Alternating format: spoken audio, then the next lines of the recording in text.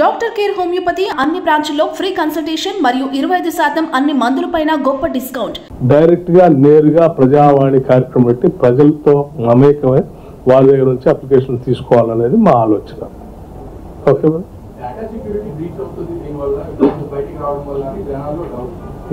ఏం బ్రీచ్ కాదు. ఇల్లు లేనటువంటి నాకు ఇల్లు లేదని చెప్పి పబ్లిక్ గా రాసిస్తున్నాడు. Nothing wrong.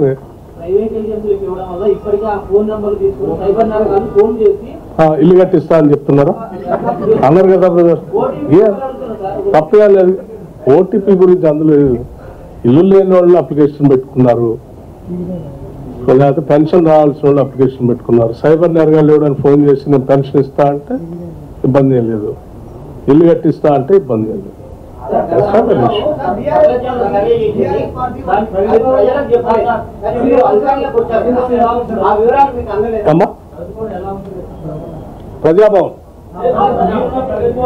Praja Bhavan is open to everyone.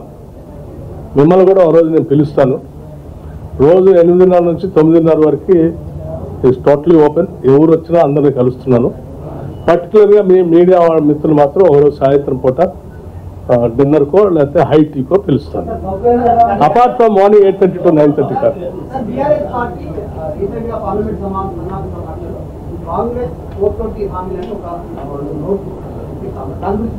ఏమంటే 10 ఏళ్ళు రాష్ట్రాన్ని పాలించారు.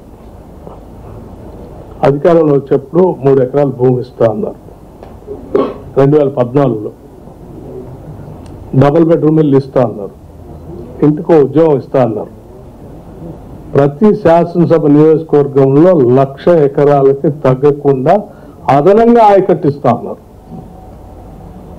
10 ఏళ్ళు అయిన తర్వాత కూడా ఏం చేయలేదు కదా. 10 ఏళ్ళకు కూడా ఏం చేయలేదు కదా. మీరా పట్టుమని 10 రోజులు రాలేదు కాంగ్రెస్ గవర్నమెంట్ వచ్చి 420 హామీలను మాట్లాడితే అతను నవ్వుతారు కదా.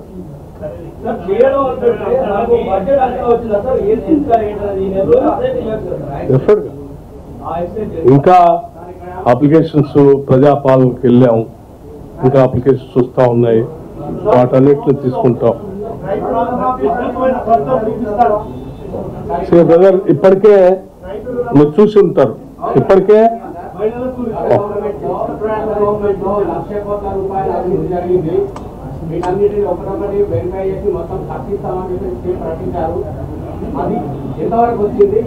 I come to you.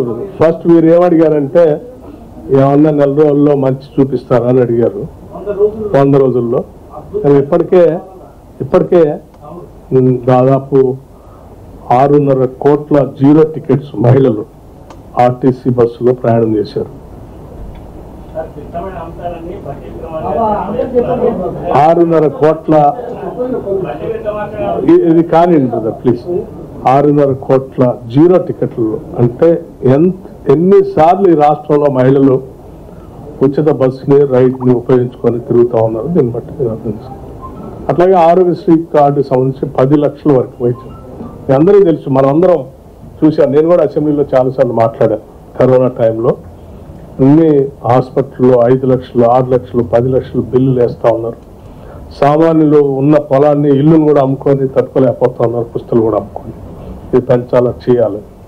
So మేము ఈరోజు రాగానే ఆ సమస్య అంతా తెలిసినటువంటి వాళ్ళుగా ఇచ్చిన హామీ ప్రకారం 10 లక్షలు మొదటి రోజు అసెంబ్లీలో మేము ప్రమాణ స్వీకారం చేశాం.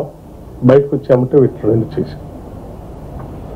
ఇప్పుడు ఇంకా అప్లికేషన్స్ ఎమ్మటే ప్రజావాణి పెట్టాం, గ్రామాల్లో గ్రామ సభలు పెట్టాం. నేరుగా అక్కడ నుంచి అప్లికేషన్ తీసుకుంటున్నాం, చేస్తా ఉన్నాం. వాటన్నిటిని చేసి తప్పనిసరిగా ఇంకా కొన్ని చేసుకుంటూ పోతూనే ఉంటాం. ఎక్కడ ఏది ఆపం.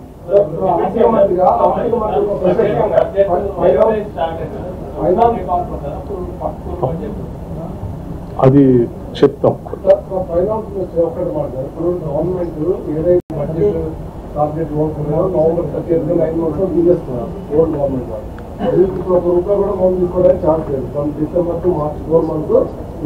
సో మీ అందరూ తెలిసిందే అది.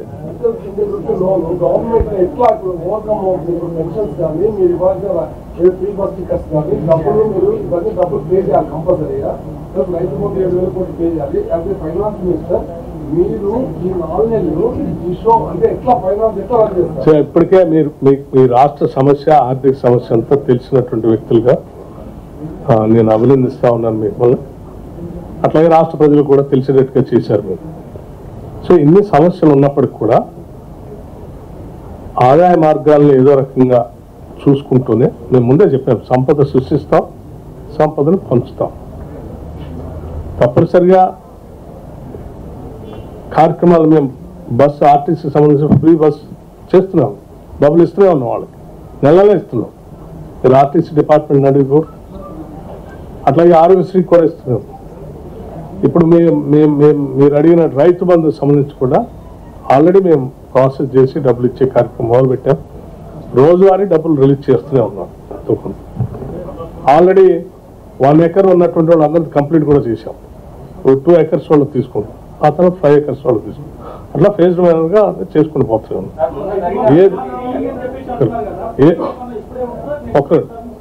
ఏం చేసి అయినా కానీ ప్రజలకు ఇచ్చినటువంటి హామీలు ఒకటే కాదు, వాళ్ళ అవసరాలు మినిమం నెసెసిటీస్ని వాటన్నిటిని చూస్తూనే రాష్ట్ర ప్రగతి కోసం ప్రణాళికలు కూడా తయారు చేసి ముందు తీసుకొని పోతాం. It is everybody's responsibility and we make it very transparent also. ఏది దాయం చెప్ will find out alternative resource.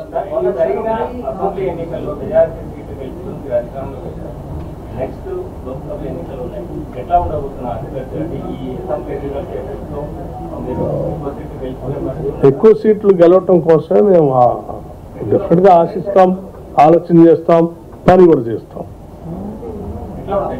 బాగుంటాయి. 12 నుంచి 15 సీట్ల మధ్యలో మేము ప్లాన్ చేసుకుని ముందు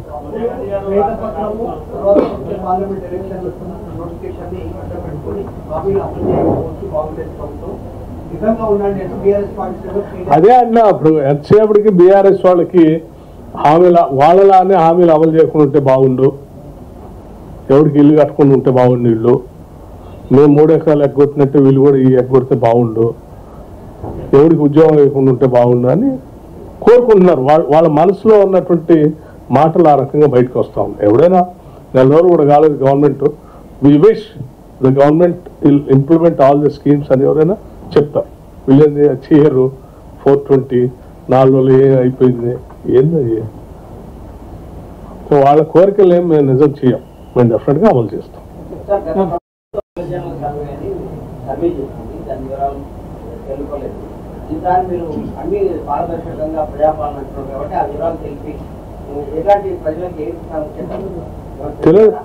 చెప్పాం కదా, ట్రాన్స్పరెంట్ గా ఉంటాం, తెలియజెప్తాం, ఏది అవసరం అనుకుంటే అది బయటకి ఓపెన్ గా పెట్టేస్తాం.